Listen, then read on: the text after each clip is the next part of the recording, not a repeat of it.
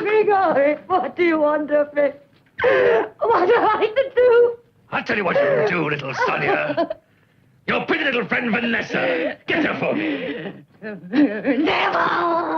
Devil!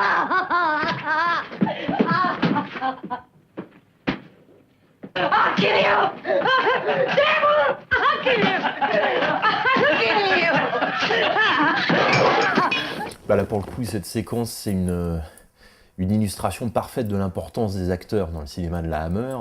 C'est-à-dire que les effets horrifiques, je parlais du sang tout à l'heure, la manière dont Fisher le filmait, les effets horrifiques ne tiennent pas qu'à ces effets sanglants ou qu'à cette esthétique sanglante, mais aussi évidemment à des acteurs de très très grand talent, là en l'occurrence Christopher Lee et Barbara Shelley. Alors Christopher Lee, évidemment on le présente plus, c'était la grande star de la Hammer et c'est toujours aujourd'hui une très très grande star. Là il est dans un rôle, vraiment le rôle de composition, on l'a jamais vu par ailleurs comme ça. En Rasputin, il offre pour le coup, c'est vraiment l'un des points forts du film. Je pense pas que ce Rasputin de Don Sharp soit un très très grand film de la Hammer, mais néanmoins, quand on le revoit aujourd'hui, il est évident que Christopher Lee crève littéralement l'écran. Sa performance est absolument hallucinante, il est effrayant, il est dans une maîtrise absolue de son personnage.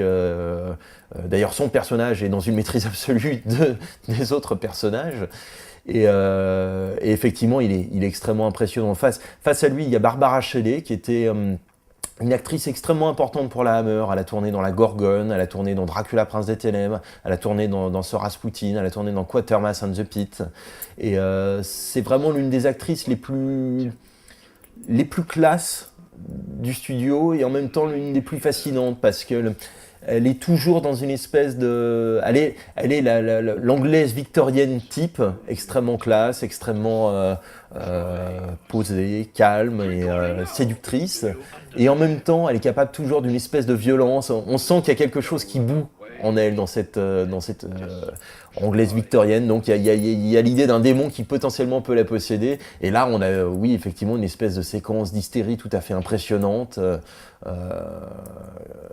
C'est vraiment là pour le coup deux très grands acteurs qui rendent cette séquence assez saisissante, vraiment.